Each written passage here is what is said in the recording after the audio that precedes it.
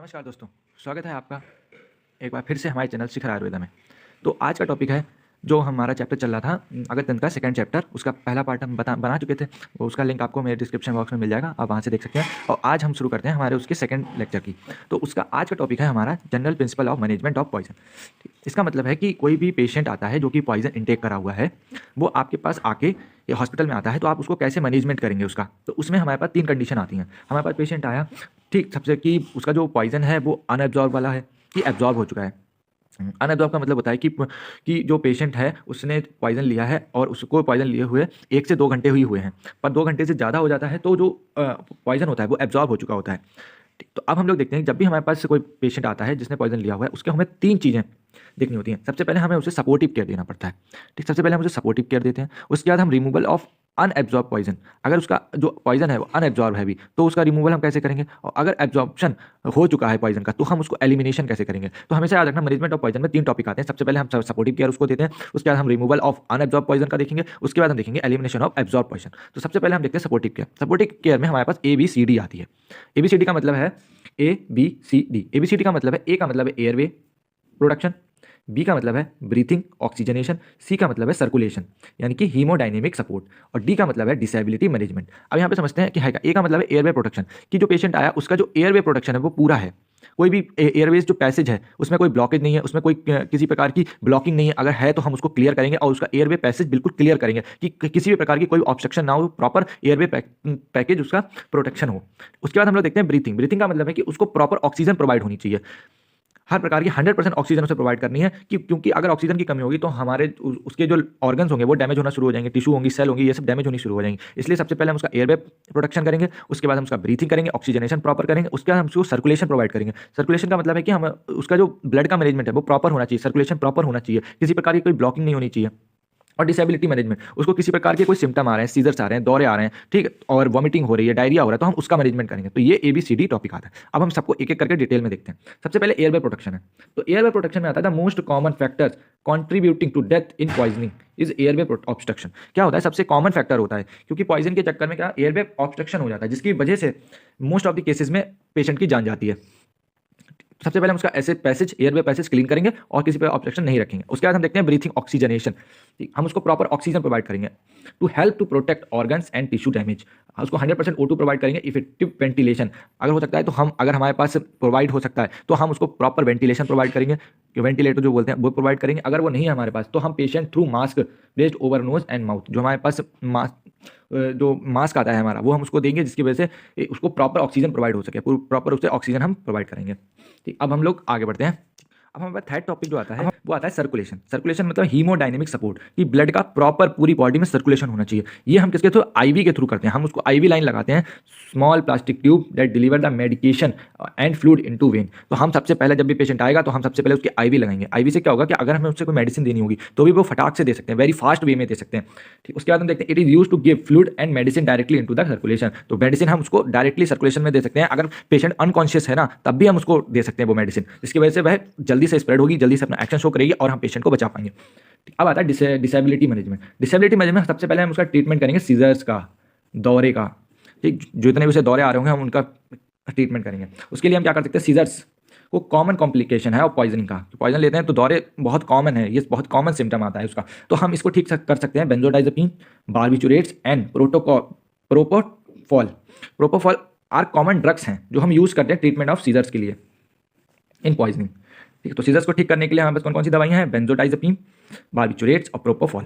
ठीक, इतनी हमारे पास दवाइयाँ, इनको हम यूज़ करते हैं तो ये ट्रीटमेंट ऑफ सीजर्स हो जाता है। ये क्या बोलते हैं, ये क्या करते हैं कि ब्रेन की एक्टिविटी थोड़ा सा सेडेटिव होते हैं ये तीनों, जो कि ब्रेन की एक्टिविटी को थोड़ी सप्रेस कर देते हैं और आदमी को नींद लाते हैं, तो वो सो जाता है।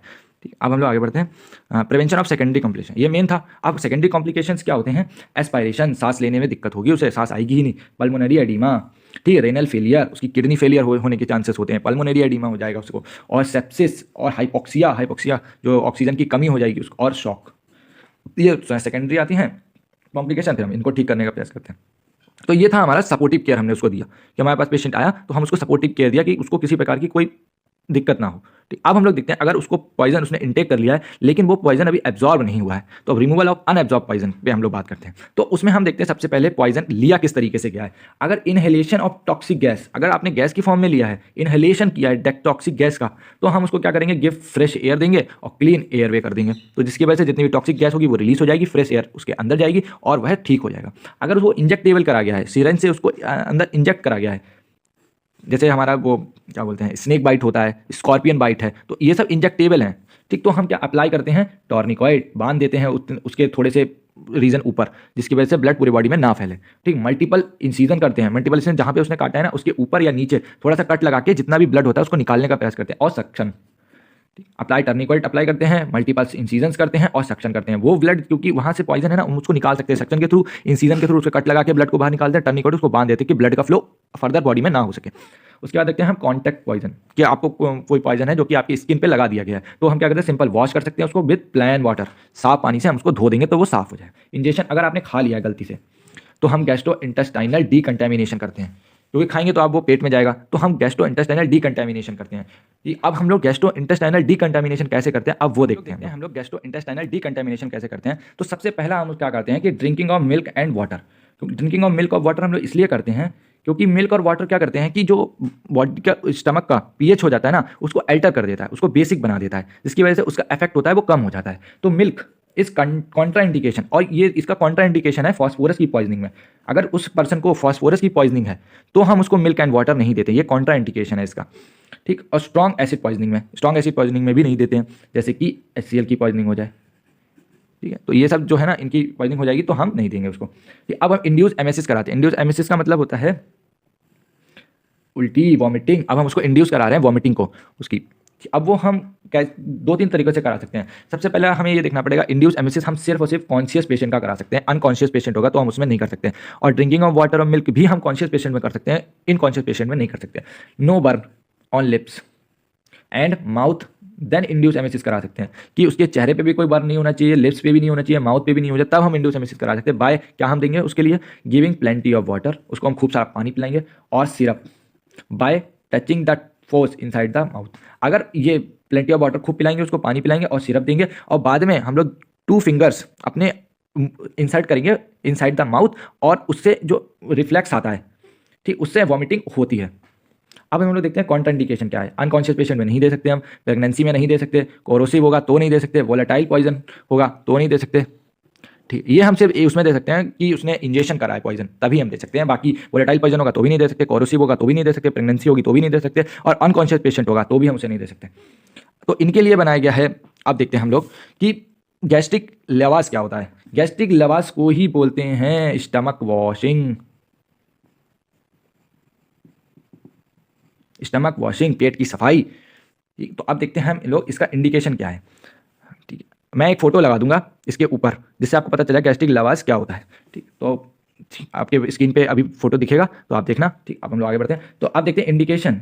इंडिकेशन का मतलब है कि गैस्ट्रिक लवास किस किस में कराया जाता है। तो सबसे पहला है कॉन्शियस पेशेंट में, injection of poison within 1 to 2 hour. ये चीज़ मेन है कि किसी पेशेंट ने पॉइजन लिया है पर उसको 1 से 2 घंटे के बीच ही हुआ है, अभी खाया है, तो हम उसको गैस्ट्रिक लवास करा सकते हैं। अगर 2-3 घंटे से 4 घंटे से ज़्यादा हो गया तो हम नहीं करा सकते उसको। अब उसका प्रोसीजर क्या है, सबसे पहले हम उसको लिटा लेंगे लेटरल पोजीशन पे of patient.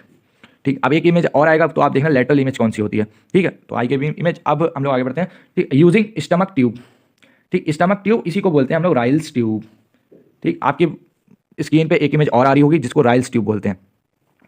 With lignocaine jelly insert into the mouth, use mouth gag and confirm the position of tube in stomach. ठीक, तो सबसे पहले हम उसको लेटरल पोजीशन में लेटालते हैं पेशेंट को, उसके बाद हम उसको स्टमक ट्यूब, राइल्स ट्यूब जो है ना, उसकी लिग्नोकेन जेली इसलिए लगाते हैं कि उसको ज़्यादा सी परेशानी ना हो। इंसर्ट कर रहे हैं तो उसको अनकंफर्टेबल लगता है पर उसको इतना पता नहीं चलता है, इसलिए हम लिग्नोकेन जेली लगाते हैं। ठीक, उसके बाद इनटू द माउथ के थ्रू डालते हैं, और यूज़ माउथ गैग, ये एक वो है कन्फर्मेशन है कि हम कंफर्म करते हैं कि पोजीशन ऑफ ट्यूब की, जो ट्यूब हमने इंसर्ट करा है वो स्टमक में ही किया है और ईसोफेगस में तो नहीं गला गया है। ठीक, तो ये थोड़ा सा वो है तो आप यूट्यूब पे ही सर्च करना कि गैस्ट्रिक लेवास, प्रोसेस ऑफ गैस्ट्रिक लेवास, तो वो वहाँ पे अच्छे से समझा देगा। फिलहाल आप थ्योरी आप मुझसे समझ लो, बाकी आप यूट्यूब पे सर्च करना, तो आप वीडियो वहाँ देख लेना। ठीक, confirm and position of tube in stomach and then lavage is carried out with saline water. तब आप वहाँ उसमें जितना भी सैलाइन वाटर है उसको आप बाहर निकाल सकते हैं स्टमक से, इसीलिए इसको स्टमक वॉशिंग भी बोला गया है। उसके बाद हम देखते हैं कॉन्ट्राइंडिकेशन क्या है इसका। अनकॉन्शियस पेशेंट में आप नहीं दे सकते इसको। Impaired gag reflex, corrosive volatile poison में आप नहीं दे सकते इंजेक्शन। और हाइपोथर्मिक, हाइपोथर्मिक है मतलब कि उसका टेम्परेचर कम है बॉडी का, तो भी आप नहीं दे सकते इसको। तो ये थोड़े बहुत कॉन्ट्रा इंडिकेशन है। आपके प्रैक्टिकल एग्जाम में भी ये चीज़ें पूछी जा सकती हैं कि गैस्ट्रिक लेवास के कॉन्ट्रा इंडिकेशन बताओ, इंडिकेशन बताओ। तो प्रोसीजर नहीं पूछेंगे, लेकिन वो ये पूछ सकते हैं कि किससे करा जाता है, तो राइल्स ट्यूब से करा जाता है। और कॉन्ट्रा इंडिकेशन ये है अनकॉन्शियस पेशेंट में हम नहीं दे सकते हैं, और कोरोसिव एंड वोलेटाइल पॉइजन में नहीं। ये दो बातें आप याद कर सकते हो। इंडिकेशन है कॉन्शियस पेशेंट और injection of poison within 1 to 2 hour. तो इन चीज़ों को याद रखना है, ये पूछी जाती हैं। वाइवा में भी पूछ सकता है, वो प्रैक्टिकल में पूछ सकता है, पेपर में तो आता ही आता है। पेपर में तो ये पूरा टॉपिक ही आता है। ठीक, अब हम लोग आगे बढ़ते हैं। गैस्ट्रिक लवास के बाद हम लोग 100% श्योरिटी के लिए उसके बाद फर्दर हम उसको एक्टिवेटेड चारकोल देते हैं, जिसकी वजह से वो, क्योंकि एक्टिवेटेड चारकोल देते हैं जिससे हमें पूरा श्योर हो जाते हैं कि आप उसके बॉडी में पॉइजन बिल्कुल नहीं बचा। तो अब हम लोग देखते हैं एक्टिवेटेड चारकोल थोड़ा बहुत। तो एक्टिवेटेड चारकोल जो होता है, एक फोटो और आएगी आपकी स्क्रीन पे, तो उसी को बोलते हैं एक्टिवेटेड चारकोल। देखने में कैसा होता है वो आप फोटो देख लीजिए। ठीक, तो अब क्या होता है, टेस्टलेस। सबसे पहला है कि वो टेस्टलेस होता है, उसमें किसी प्रकार का कोई टेस्ट नहीं होता है, ब्लैक कलर का होता है, फाइन पाउडर होता है, वो फाइन पाउडर होता है वो। Because of its large surface area, क्योंकि इसका लार्ज सर्फेस एरिया होता है, इट एब्जॉर्व द पॉइजन। तो ये करता है, ये काम करता है एट एड्जॉर्बेंट। ये क्या करता है कि जितना भी सर्फेस एरिया में जितना भी पॉइजन होता है उन सबको एब्जॉर्ब कर लेता है, एब्जॉर्ब कर लेता है। और इसका सर्फेस एरिया बहुत लार्ज होता है, तो ये जितना भी पॉइजन होता है उन सबको अपने अंदर एब्जॉर्ब कर लेता है। और ये किसी के साथ डाइजेस्ट भी नहीं होता है, और ये सिस्टम एब्जॉर्ब करने के बाद आपकी फीसिस के थ्रू बॉडी से बाहर निकल जाता है, और in stomach and hence decrease the systematic absorption of poison. Poison को आपके बॉडी से निकाल देता है, एलिमिनेट कर देता है। अब डोज हम क्या देते हैं, डोज देख सकते हैं, ये पूछा जाता है, प्रैक्टिकल में भी पूछा जाता है और वाइवा में भी पूछ सकते हैं। तो 1 से 2 ग्राम पर केजी बॉडी वेट। याद रखना पड़ेगा कि अगर किसी का पर केजी, अगर 1 kg वेट है किसी का, तो हम उसको 1 से 2 ग्राम देंगे। अगर 10 kg है तो हम उसको 10 ग्राम देंगे। तो ऐसे याद रखना है आपको। And with water and this mixture is administered to patient. ठीक है, हम उसको दे सकते हैं। अब हम देखते हैं इसके डिसएडवांटेज और कॉन्ट्राइंडिकेशन। तो आपको याद रखना है कि जो इसका टेस्ट होता है वो बहुत ही अनप्लीजेंट टेस्ट होता है। तो डिसएडवांटेज है इसका अनप्लीजेंट टेस्ट, प्रोवोक्स वॉमिटिंग, क्योंकि इसको आप खाओगे ना तो प्रोवोक्स वॉमिटिंग होगी, वॉमिटिंग की फीलिंग होगी, और वो वॉमिटिंग करने का रिफ्लेक्स आएगा, गैग रिफ्लेक्स आएगा कि वॉमिटिंग हो रही है पर होती नहीं है। कॉज डायरिया, डायरिया कॉज करता है ये। तो ये होगा इसके डिसएडवांटेज। अब कॉन्ट्राइंडिकेशन क्या है कि हम किन किन उसमें नहीं दे सकते, तो पैरोलिटिक इल्यूस और इंटेस्टाइनल ऑब्स्ट्रक्शन। कि अगर इंटेस्टाइनल ऑब्स्ट्रक्शन है तो हम नहीं दे सकते, क्योंकि आप दे तो दोगे माउथ के थ्रू, वो स्टमक में जाके एब्जॉर्ब भी कर लेगा, लेकिन फिर वो बाहर कैसे निकलेगा, फिर वो स्टमक में ही पड़ा रहेगा। तो इसलिए इंटेस्टाइनल ऑब्स्ट्रक्शन होगा ना। Perforation of stomach, perforation of stomach, इन पर भी हम नहीं दे सकते। अब तीसरा पॉइंट आता है एलिमिनेशन ऑफ एब्जॉर्ब्ड पॉइजन। अब तीसरा पॉइंट आता है कि हमारा जो पॉइजन है वो एब्जॉर्ब हो चुका है, अब हम उसको बाहर निकालना है, तो अब एलिमिनेशन ऑफ एब्जॉर्ब पॉइजन करना है। तो अब हम देखते हैं उसका multiple dose of activated charcoal. सबसे पहले हम उसको मल्टीपल डोज देंगे एक्टिवेटेड चारकोल की। फिर उसके बाद फोर्स्ड डायूरिसिस कराएंगे हम उसको बाय रिंगर टेक्टेट और normal saline to maintain the urine output 4 to 5 litre per kg of body weight per hour. उसके बाद अल्टर करेंगे हम लोग, क्या अल्टर द यूरिन का पीएच अल्टर करेंगे, जिसकी वजह से यूरिन हमारा पास होगा और ब्लड पॉइजन का एलिमिनेशन होगा बॉडी से। या हम सबसे आखिरी में उसको ब्लड को प्यूरीफाई करने के लिए हम उसको पेरिटोनियल डायलिसिस करा सकते हैं और हीमोडायलिसिस करा सकते हैं। अब चौथा आता है हमारे पास पॉइंट कि अब अगर ब्लड पॉइजन लिए हुए 5-6 घंटे से ज़्यादा हो गया है और अब हम कुछ भी नहीं कर सकते, वो बॉडी में बहुत एब्जॉर्ब हो चुका है, तो अब हम लोग यूज़ करते हैं एंटीडोट का। ये सबसे लास्ट ऑप्शन आता है। अब हम लोग यूज़ करते हैं एंटीडोट का। जो पॉइजनिंग हुई है जिस चीज़ की, तो हम उसका एंटीडोट यूज़ करते हैं। तो एंटीडोट क्या करता है कि वो सब्सटेंस होते हैं जो कि न्यूट्रलाइज कर देते हैं इफेक्ट ऑफ पॉइजन के। अब हम लोग देखते हैं क्लासिफिकेशन कि कितने प्रकार के एंटीडोट होते हैं। तो सबसे पहला आता है फिजिकल एंटीडोट। तो फिजिकल एंटीडोट कोई मैकेनिकल भी बोलते हैं और नॉन स्पेसिफिक एंटीडोट भी बोलते हैं। तो सबसे पहला एग्जांपल एक्टिवेटेड चारकोल आ जाता है, फिजिकल का जो हमने देखा भी है कि हम वो यूज़ करते हैं, उससे फिजिकली हम लोग उसको देते हैं माउथ के थ्रू, तो एक्टिवेटेड चारकोल आता है। डिमल्सेंट आ जाता है, मिल्क है, स्टार्च है, एग वाइट है, बनाना है।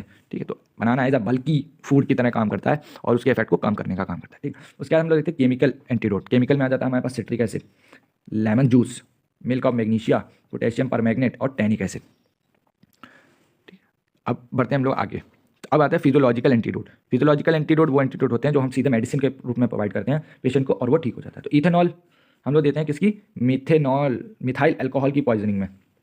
ठीक, इथेनॉल हम लोग देते हैं मिथाइल अल्कोहल की पॉइजनिंग में। अगर मिथाइल अल्कोहल की पॉइजनिंग हुई है तो हम लोग इथेनॉल देंगे तो उसका इफेक्ट कम हो जाता है। कि आप लोगों ने सुना होगा जो कच्ची दारू होती है उसी को मिथाइल अल्कोहल बोलते हैं। तो सर जो कच्ची दारू होती है, जहरीली दारू जिसे बोलते हैं, उससे लोग पी के मर जाते हैं। बिहार में कई केस ऐसे हुए हैं। तो उसी केस में अगर आपके पास कोई पेशेंट आया मिथाइल अल्कोहल का, तो इसमें आप इसको इथेनॉल की थोड़ी बहुत मात्रा दे दो, जिसकी वजह से इसका इफेक्ट कम हो जाएगा और वो पेशेंट बच जाएगा, मरेगा तो नहीं। उसके बाद हम लोग देखते हैं ऑर्गेनोफॉस्फोरस की पॉइजनिंग में, वो होता है एट्रोपिन।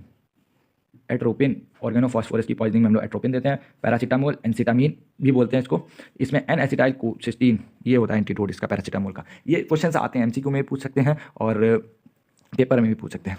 ठीक, हीरोइन, ओपाइड्स, ठीक, उनका होता है नैलोक्सोन। बेंजोडाइजेपीन इसका होता है फ्लूमाजेनिल। और एक्यूट आयरन पॉइजनिंग, ये बहुत इंपॉर्टेंट है, ये क्वेश्चन कई बार पूछा गया है। डिफेरोक्सामीन, तो इसमें याद कर सकते हो आयरन, तो आयरन से फेरो से याद कर सकते हो आप। ठीक, तो एक्यूट आयरन पॉइजनिंग और डेफेरोक्सामीन। उसके बाद आता है एक्यूट आर्सेनिक की पॉइजनिंग। आर्सेनिक की पॉइजनिंग में जब भी आएगा ना, तो आर्सेनिक एक हैवी मेटल है, तो हैवी मेटल की पॉइजनिंग में भी आएगा। तो एक्यूट आर्सेनिक पॉइजनिंग में डाइमर कैपरॉल, इसी को बोलते हैं बाल, ब्रिटिश एंटी लेविसाइट। ठीक, एक्यूट आर्सेनिक पॉइजनिंग। तो वारफरिन विटामिन के यूज़ करते हैं। तो ऐसे ही चलता है। ठीक, तो आपको ये चीज़ याद रखनी है क्योंकि ये पेपर में पूछी जाती है एमसीक्यू है। ठीक, अब हम लोग आगे बढ़ते हैं और यूनिवर्सल एंटीडोट देखते हैं। यूनिवर्सल एंटीडोट है कि आपको किसी भी चीज़ की कुछ भी पॉइजनिंग हो, आप ये जो यूनिवर्सल एंटीडोट है ये दे दो उठा के। तो इसमें आपके 3 कंपोजिशन आते हैं। सबसे पहले देखते हैं पावर्ड चारकोल। जो एक्टिवेटेड चारकोल है वो मिल्क ऑफ मैग्नीशिया, ठीक, और टैनिक एसिड। ये 3 सॉल्यूशन आते हैं, powered charcoal, milk of magnesia और टैनिक एसिड। तो अब इनका कंपोजिशन याद रखना जरूरी है। तो क्या है, एक्टिवेटेड चारकोल सबसे ज़्यादा देते हैं 2 पार्ट्स में, ठीक, और मिल्क ऑफ मैग्नीशिया 1 पार्ट और टैनिक एसिड 1 पार्ट। तो 2-1-1 ये रेशियो पूछा गया है कई बार, वेरी इंपॉर्टेंट रेशियो है ये, पेपर में कई बार पूछा गया है। तो अब इसका फंक्शन देखते हैं। एक्टिवेटेड चारकोल क्या करता है, एब्जॉर्ब करने का काम करता है एल्कलॉइड्स को, जितने भी पॉइजन है उनको एब्जॉर्ब करने का काम करता है। और मिल्क ऑफ मैग्नीशिया क्या करता है, न्यूट्रलाइज करता है एसिड को। ठीक, एब्जॉर्ब करेगा। पावर एक्टिवेटेड चारकोल क्या करता है, एब्जॉर्ब करता है एल्कलॉइड्स को। मिल्क ऑफ मैग्नीशिया क्या करता है, न्यूट्रलाइज करता है एसिड को। और टैनिक एसिड क्या करता है, उसको प्रेसिपिटेट बना देता है, एल्कलॉइड एंड मैनी मेटल्स को क्या करता है, इनका प्रेसिपिटेट बना देता है, precipitates of alkaloids and many metals.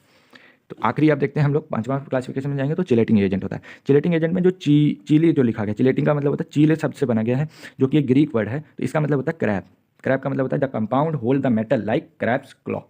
जो कंपाउंड होता है वो होल्ड करता है मेटल्स को, लाइक इसकी तरह, जो क्रैब का जो क्लॉ होता है, पंजा होता है, ठीक, उसकी तरह वो उसको होल्ड करके रख लेता है। This agent interact with poison, ये जो एजेंट होते हैं ये इंटरेक्ट करते हैं पॉइजन के साथ to form a inert complex. Inert complex का फॉर्मेशन करते हैं। और इनर्ट कॉम्प्लेक्स आपको पता है किसी के साथ रिएक्शन नहीं करता है, तो फर्दर ये बॉडी से एक्सक्रीट आउट हो जाता है। तो which is then excreted from the body. अब इसमें भी एग्जाम्पल 2 हैं बताए गए, ईडीटीए, बाल और ईडीटीए। बाल तो आपको पता है ब्रिटिश एंटी लेविसाइट, और ईडीटीए का फुल फॉर्म क्या होता है, इथाइलिन डायमीन टेट्रा एसीटेट। ठीक, इथाइलिन डायमीन और टेट्रा एसीटेट। ये भी क्वेश्चन पूछा गया है एमसीक्यू में, पूछा गया इसकी फुल फॉर्म भी पूछी गई है। तो ये आपको ये फुल फॉर्म भी याद रखनी है, ये फुल फॉर्म याद। तो आज का ये टॉपिक यहाँ पे समाप्त होता है। तो आज का ये टॉपिक भी आपको 10 नंबर में पूछ सकते हैं। तो अगर ये 10 नंबर में टॉपिक आता है तो आपको यही तीनों पॉइंट करके लिखना पड़ेगा। सबसे पहले सपोर्टिव केयर, उसके बाद रिड्यूस ऑफ अनएब्जॉर्ब पॉइजन और एलिमिनेशन ऑफ एब्जॉर्ब पॉइजन। तो आप इन तीनों के हिसाब से जो भी मैंने लिखा है इससे बाहर कुछ नहीं आएगा, इसकी गारंटी मैं लेता हूँ। और आप अच्छे से पढ़ते रहें और अगर अभी वीडियो अच्छी लगी हो तो प्लीज़ इस वीडियो को लाइक करें, शेयर करें और चैनल को सब्सक्राइब करना ना भूलें। और अगर किसी प्रकार की आपकी कोई क्वेरी है, क्वेश्चन है तो कमेंट में करना ना भूलें। तब तक के लिए धन्यवाद। मिलते हैं आने वाली नेक्स्ट वीडियो में, तब तक के लिए धन्यवाद।